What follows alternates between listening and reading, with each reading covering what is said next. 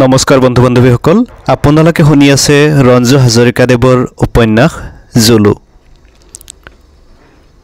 4 Zulu লাহে লাহে সুস্থ হৈ আহিল আঘাত পোৱা ঠেংখনৰ কাৰণে বেছি দূৰলৈ যাব নোৱাৰিলেও লেকেচিয়াই ওচৰতে ঘূৰি পকি ঘাঁহ খাই পেটটো ভৰাই সম্পূৰ্ণ সুস্থ নোহোৱা পৰ্যন্ত পৰীক্ষিতে জুলুক চকুৰ আঁতৰ হ'বলৈ নিদিলে এনে নিখগতীয়া তাতে আকৌ লেঙেৰা অৰণ্যৰ কোন ঠাইত কি বিপদে চপ লৈ থাকে কোনে জানে যিকোনো সময়তে জুলু পুনৰ বিপদত পৰিব পাৰে জুলুৰ পিছে দুই তিনিজন ফৰেষ্ট গাৰ্ড দেহৰক্ষী স্বৰূপে অনবৰত ঘূৰিয়ে ফুৰে জুলুৱেও বুজিলে এই মানুহকেইজন তাৰ শত্ৰু নহয় হি বিপদত পৰিলে বৰঞ্চ সিহঁতে তাক ৰক্ষাহে কৰিব মানুহৰ মাজতো ভাল মানুহ থাকে এই মানুহকেইজনে তাক অৰণ্যৰ মাজত নোপোৱাহেঁতেন হয়তো তাৰ এই দেহা কাউৰী হগুন নাইবা কোনো মাংসভোজী প্ৰাণীৰ ভোজ হ'লহেঁতেন পৰীক্ষিত গাৰ্ড কেইজন আৰু ডাক্তৰ শৰ্মা আজিকালি তাৰ নিচে ওচৰলৈকে আহে তাৰ গাত হাত ফুৰাই মৰম কৰে হি প্ৰতিবাদ নকৰে বৰঞ্চ ভালহে পায় এদিন দুদিনকৈ অনেক দিন পাৰ হ'ল জুলুৰ ঠেংখন সম্পূৰ্ণ ভাল হ'ল এতিয়া হি আগৰ দৰে কোনো অসুবিধা নোহোৱাকৈ ফুৰা চকা কৰিব পাৰে জুলু সদায় স্বাধীন চিতিয়া বহুদিন হৈ গ'ল বাঘৰ দ্বাৰা আক্ৰান্ত হোৱাৰ পিছত হি একে ঠাইতে দিনবোৰ পাৰ কৰিবলগীয়া হৈছে যিটো তাৰ বাবে প্ৰকৃততে আমনিদায়ক হি ভাল পায় এই বিশাল অৰণ্যখনৰ ইমূৰৰ পৰা সিমূৰলৈ অকলে ঘূৰি ফুৰিবলৈ হি ভাল পায় তাৰ সাহসত বলিয়ান হয় তাৰ পিছে ঘূৰি ফুৰা হৰিণকেইটাক তাৰ পৰাক্ৰম দেখুৱাবলৈ আৰু হি ভাল পায় অৰণ্যত থকা তাৰ শত্ৰুবোৰক লুকাই অনুসৰণ কৰি আচম্বিতে আক্ৰমণ কৰি হত্যা কৰিবলৈ সেইদিনা পুৱাতে পৰীক্ষিতে হাতত বন্দুকটো লৈ আগৰ কেইদিনৰ দৰে ওলাই গ'ল জুলুৰ খবৰ ল'বলৈ গন্তব্যস্থান পাই ফৰেষ্ট গাৰ্ড কেইজনক ইফালে সিফালে ঘূৰি ফুৰা দেখি পৰীক্ষিতে সুধিলে জুলু ক'ত যোৱা নিশা হঠাৎ কলৈ গ'ল ছাৰ তাক এতিয়ালৈকে বিচাৰি পোৱা নাই ফৰেষ্ট গাৰ্ড এজনে ক'লে হঠাৎ কলৈ গ'ল মানে সন্দেহেৰে সুধিলে পৰীক্ষিতে হয় ছাৰ নিশা 1 মান বজালৈকে শিমলু জোপাৰ তলত শুই আছিল কিন্তু কোনো বিপদত পৰা নাইতো বিপদত পৰা হ'লে আমি নিশ্চয় উমান পালোহেঁতেন পৰীক্ষিতে ফৰেষ্ট গাৰ্ড কেইজনক লগত লৈ অৰণ্য চলাত কৰি জুলুক বিচাৰিলে কিন্তু কতো তাৰ সংসূত্ৰ নাপাই হতাশ হ'ল উভতি যাওঁ ব'লা পৰীক্ষিতে ক'লে আমি বাওঁফালেদি যোৱাই ভাল হ'ব ছাৰ সোনকালে পামগৈ ফৰেষ্ট গাৰ্ড এজনে ক'লে তোমালোকে বাট চিনি পোৱা হয় ছাৰ ভালদৰে পাওঁ কেইবাজনেও একেচৰে ক'লে ফৰেষ্ট গাৰ্ডজনে দেখুৱাই যোৱা পথৰে পৰীক্ষিত আৰু ফৰেষ্ট গাৰ্ড কেইজন অগ্ৰসৰ হ'ল পথ বুলি তেনে কোনো পথ নাই ঘন বনাঞ্চল ফালি আগুৱাই যাব লাগে তদুপৰি তলত বোকা জকৰতো লেখ নাই ওখ গছবোৰৰ ওপৰৰ পৰা জকবোৰ থপাথপে সৰি পৰে তাৰ মাজেৰে আগে যোৱা ফৰেষ্ট গাৰ্ডজনক অনুসৰণ অনেক দূৰ আগুৱাই গ'ল পৰীক্ষিত আৰু আন কেইজন কিছু পিছ পৰিল মহেন্দ্ৰ ইমান খৰধৰকৈ আগুৱাই গৈছে কিয় পৰীক্ষিতে পিছৰ পৰা চিঞৰিলে ছাৰ হি যে এইখন অৰণ্যৰ বিষয়ত পাৰ্গত তাকে আপোনাক দেখুৱাই বাহবা ল'ব খুজিছে ফৰেষ্ট গাৰ্ডজনৰ কথা তাতে জৰেৰে হাঁহি দিলে এনেতে আগে যোৱা মহেন্দ্ৰ উধাটো খাই উভতি আহিল কি হ'ল মহেন্দ্ৰ পৰীক্ষিতে উৎকণ্ঠাৰে সুধিলে ছাৰ অলপ আগত গড় এটা মৰি আছে গড় পৰীক্ষিত চমকি উঠিল আৰু প্ৰায় লৰি যোৱাৰ দৰে গৈ সামান্য মুকলি ঠাইডোখৰত উপস্থিত হ'ল ঠাইডোখৰত থিয় হৈ পৰীক্ষিতে চাৰিওফালে চকু ফুৰাই সুধিলে ক'ত মহেন্দ্ৰ আৰু অলপ আগবাঢ়ক ছাৰ ওখ বনবোৰৰ আঁৰত পৰি আছে মহেন্দ্ৰই আঙুলিয়াই দেখুওৱাৰ লগে নিজে অগ্ৰসৰ হ'ল ওখ সাগৰী গছবোৰৰ আঁৰত পৰি থকা বিশাল দেহৰ গড়টো আটাইৰে দৃষ্টিগোচৰ হ'ল গড়টোৰ খৰ্গটো নাই কোনোবাই কাটি লৈ গৈছে নাকৰ তলতে গুলি লগাৰ চিন আছে আৰু দুটা গুলি ডিঙি আৰু পেটত লগাৰ চিন আছে পৰীক্ষিতে গড়টোৰ ফালে কিছুপৰ কৰুণ দৃষ্টিৰে চাই থাকি ফৰেষ্ট গাৰ্ড কেইজনৰ মুখলৈ চালে আটাইৰে চকুত প্ৰশ্নবোধক দৃষ্টি গড়টো কালি হত্যা কৰিছে পৰীক্ষিতে ৰুঢ় স্বৰেৰে ক'লে ফৰেষ্ট গাৰ্ড কেইজনে ইজনে সিজনৰ মুখলৈ চালে তোমালোক যোৱা নিশা অৰণ্যত আছিলা জুলু যি ঠাইত আছিল সেই ঠাইৰ ইয়াৰ পৰা বেছি দূৰ নহয়, অথচ তোমালোকে গুলিৰ শব্দ শুনা নাছিলা? এটা দুটা নহয়, তিনিটাকৈ গুলিৰে গড়টো হত্যা কৰিছে চোৰাং চিকাৰীয়ে, অথচ এটা গুলিৰ শব্দও তোমালোকৰ কাণত নপৰিল নে? পৰীক্ষিতে খঙৰে সুধিলে। আমি ছাৰ যোৱা নিশা কোনো গুলিৰ শব্দ শুনা নাছিলোঁ। গুলিৰ শব্দ কাণত পৰা হ'লে আমি চোৰাং চিকাৰীকেইজনক জীৱনতে ইয়াৰ পৰা উভতি যাবলৈ নিদিলোহেঁতেন। বিশ্বাস কৰক ছাৰ, গুলিৰ শব্দ আমাৰ কাণত পৰা নাছিল, ফৰেষ্ট গাৰ্ড এজনে দোষী ভাৱেৰে ক'লে। আমাৰ বিশ্বাস গড়টো ছাৰ নিশা হত্যা কৰা নাই, ইয়াক দিনৰ ভাগতে হত্যা কৰিছে, আন এজনে ক'লে। দিনত? পৰীক্ষিত অবাক হ'ল। হয় ছাৰ, ইয়াত এদল চোৰাং চিকাৰী আছে, সিহঁতে কাকো ভয় নকৰে। বাপেকৰ সম্পত্তিৰ দৰে অৰণ্যৰ ভিতৰ সোমাই নিৰ্ভয়ে চিকাৰ কৰি গুচি যায়। দলটো তোমালোকে চিনি পোৱা? পাওঁ মানে ছাৰ অনেকবাৰ দেখিছোঁ। তোমালোকে সিহঁতক কেতিয়াও বাধা নিদিয়া? বাধা দিবলৈ মানে ছাৰ, ফৰেষ্ট গাৰ্ডজনে হেমেনি কৰি মূৰ খোজোৱালে। কি হ'ল কোৱা? পৰীক্ষিতে তীক্ষ্ণ দৃষ্টিৰে গাৰ্ডকেইজনৰ মুখলৈ চালে। মানে ছাৰ, আপোনাৰ আগৰ বৰুৱা ছাৰৰ লগত চিকাৰীবোৰৰ ভাল বন্ধুত্ব আছিল, কওঁ নকওঁকৈ গাৰ্ডজনে ক'লে। পৰীক্ষিতে পুনৰ গড়টোলৈ চালে। কিছু সময় নীৰৱতা, কাৰো মুখত কোনো কথা নাই। পৰীক্ষিতে গড়টো ভালদৰে নিৰীক্ষণ কৰি এটা চিগাৰেট জ্বলাই লৈ ক'লে, এই গড়টো মানুহৰ কি উপকাৰত আহে কোনে জানে? এই বস্তুটোৰ লোভতে অসমৰ আপুৰুগীয়া সম্পদ প্ৰাক ঐতিহাসিক যুগৰ একমাত্ৰ প্ৰাণীটোক মানুহে ধ্বংস কৰিবলৈ এনেদৰে উঠি পৰি লাগিছে ভাবিলে আচৰিত লাগে। বাৰু মোক তোমালোকে কেইটামান কথাৰ উত্তৰ দিয়া। আটাইয়ে প্ৰশ্নবোধক দৃষ্টিৰে পৰীক্ষিতলৈ চাই ৰ'ল। চিগাৰেট এটা দীঘলীয়া হোপা মাৰি পৰীক্ষিতে সুধিলে, বাৰু কোৱাচোন, মোৰ আগতে ইয়াত যিজন অফিচাৰ আছিল চোৰাং চিকাৰীৰ লগত তেওঁ চিকাৰলৈ যায় নে নাযায়? প্ৰায়ে গৈছিল ছাৰ, এজনে উত্তৰ দিলে। তোমালোকো গৈছিলা? পৰীক্ষিতে তীক্ষ্ণ দৃষ্টিৰে আটাইকেইজনৰ মুখলৈ চালে। মহেন্দ্ৰ আৰু দিগম্বৰ ছাৰ মানে মাজে মাজে গৈছিল ছাৰ। কিয় গৈছিলা তোমালোকক চৰকাৰে ইয়াত জীৱ জন্তু নিধন কৰিবলৈহে ৰাখিছে নেকি? ইয়াৰ এই জীৱ জন্তুবোৰ আমাৰে গৌৰৱৰ বস্তু নহয় জানো? চোৰাং চিকাৰীবোৰক সহায় কৰি তোমালোকৰ কি লাভ হয়? কি পোৱা তোমালোকে? এই মন্ত্ৰকে সৰগত কৰি তোমালোকে চাকৰিত সোমাইছা? পৰীক্ষিতৰ মুখ খঙত ৰঙা পৰিল। নহয় ছাৰ, আমাৰ অলপো দোষ নাই। অৰণ্যৰ জীৱ জন্তু হত্যা কৰাৰ অভিপ্ৰায় আমাৰ কাৰোৱে নাই। আমি ইয়াত যিকেইজন গাৰ্ড আছোঁ, আমি এই অৰণ্যখনক নিজৰ ঘৰতকৈ বেছি ভাল পাওঁ। নিৰীহ প্ৰাণীবোৰক নিষ্ঠুৰভাৱে হত্যা কৰিবলৈ আমাৰ অন্তৰে কাহানিও কোৱা নাই। আমি যি কৰিছোঁ বৰুৱা চাহাবৰ আদেশ মানিহে কৰিছোঁ। তেখেতৰ কথা নামানিলে আমাৰ এই চাকৰি নাথাকে। জুলু নামৰ মহতো যেতিয়া তেখেতে বলিয়া বুলি প্ৰচাৰ কৰিছিল, আমি কেইজনমানে তেখেতক বুজাবলৈ চেষ্টা কৰিছিলোঁ যে জুলু বলিয়া নহয়, জুলু প্ৰকৃততে এটা অতি জ্ঞানী মহ। কিন্তু আমাৰ কথা শুনি তেখেতে খঙত কৈছিল যে জুলুৰ বিষয়ে ভৱিষ্যতে যদি তহঁতে এনে কথা কওঁ, তেন্তে তহঁতকে জুলুৰ পৰিৱৰ্তে হত্যা কৰিম। দেখা নাই তহঁতৰ লগৰে দিনক জুলুৱে কেনেকৈ মাৰিলে? দিন কোন? পৰীক্ষিতে সুধিলে। দিন আমাৰ লগৰে এজন সহকৰ্মী আছিল, তাক জুলুৱে অৰণ্যত বধ কৰে।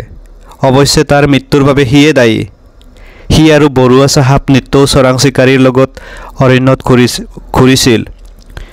অৰণ্যখনৰ ক'ত কোনটো গড় থাকে সি ভালদৰে জানিছিল।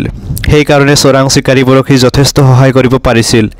আমি দিনক এইবোৰ কাৰ্যৰ পৰা আঁতৰি থাকিবলৈ বুজাইছিলোঁ, কিন্তু সি আমাৰ কথা শুনা নাছিল, বৰঞ্চ ছাৰক আমাৰ কথা কৈহে দিছিল। সি থাকোঁতে চোৰাং চিকাৰীৰ লগত আমি ঘূৰিব লগা হোৱা নাছিল, কাৰণ বৰুৱা ছাৰে আমাক সমূলি বিশ্বাস নকৰিছিল। সেইদিনা অৰণ্যত চোৰাং চিকাৰীসকলে এটা প্ৰকাণ্ড গড় বধ কৰিছিল। উক্ত গড়টোৰ খৰ্গটো কাটি আনিবলৈ আমাৰ ছাৰে দিনক নিৰ্দেশ দিছিল। দিনই হাতত এখন কুঠাৰ লৈ গড়টোৰ খৰ্গত আঘাত কৰি থকা অৱস্থাতে জুলু বিদ্যুৎ গতিৰে অৰণ্যৰ মাজৰ পৰা ওলাই আহি দিনক একে খুন্দাই মাটিত পেলাই শিঙৰ ওপৰত তুলি লৈ জোকাৰি পেলালে। আমাৰ ছাৰ আৰু চোৰাং চিকাৰীকেইজন সেই সময়ত কিছু আঁতৰত চাহ কৰাত ব্যস্ত আছিল।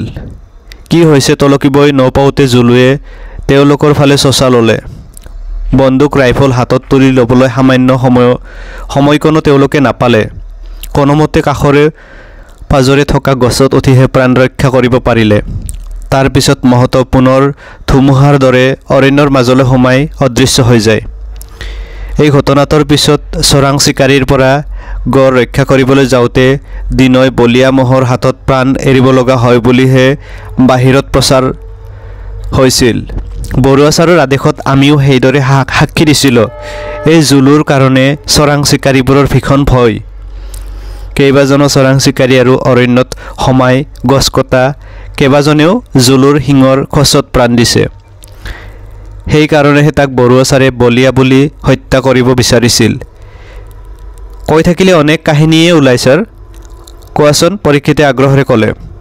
আমি নথকা হ'লে ছাৰ বৰুৱা ছাৰৰ হাতত জুলুৱে কেতিয়াবাই প্ৰাণ এৰিলেহেঁতেন। কেনেকৈ? জুলুক বিচাৰি হাতত বন্দুক লৈ বৰুৱা ছাৰ প্ৰায়ে ওলায়, লগত আমাকো লৈ যায়। আমি যি পথৰে গ'লে জুলুক পাম বুলিও জানো, সেই পথৰে ছাৰক কেতিয়াও নিয়া নাছিলোঁ।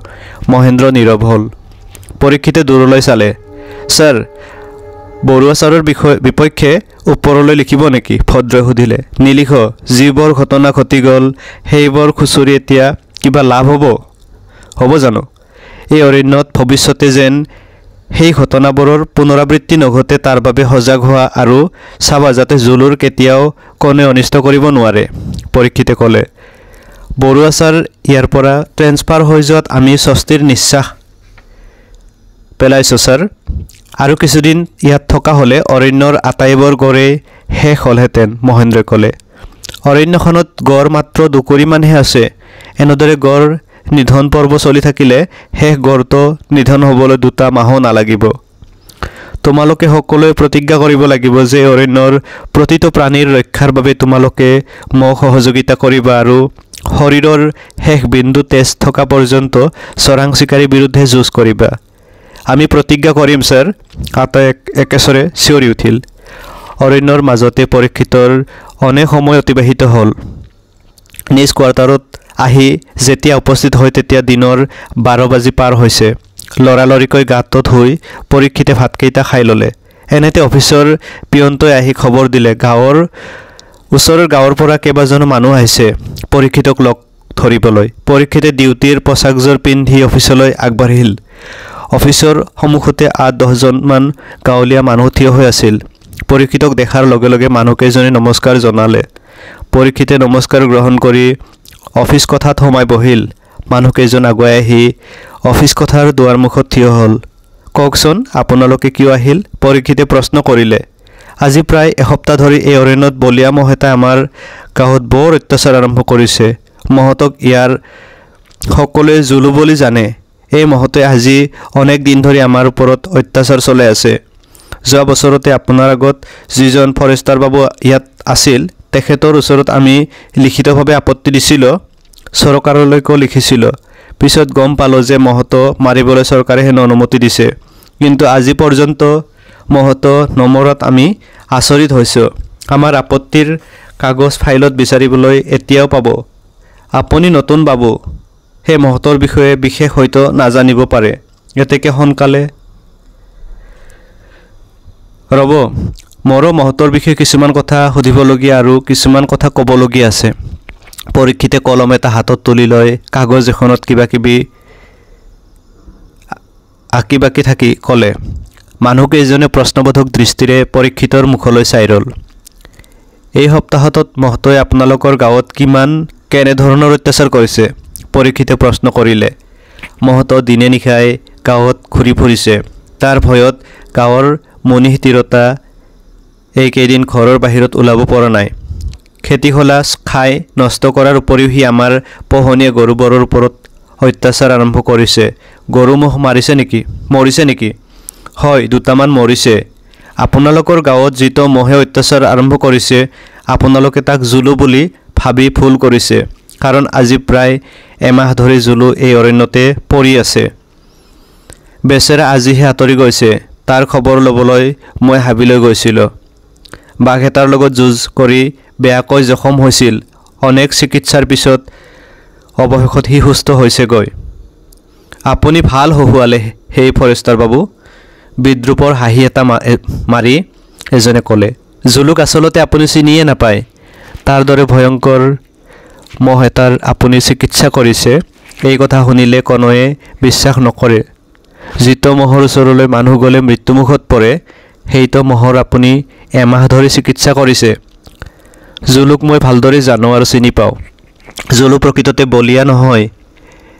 এই সপ্তাহতো সি আপোনালোকৰ গাঁৱত গৈ অত্যাচাৰ কৰিছে বুলি ক'লেও মই বিশ্বাস নকৰোঁ। তাৰমানে আমি আপোনাৰ ওচৰত সাজি কথা ক'বলৈ আহিছোঁ বুলি ভাবে নেকি? এজনে গৰ্জি উঠিল।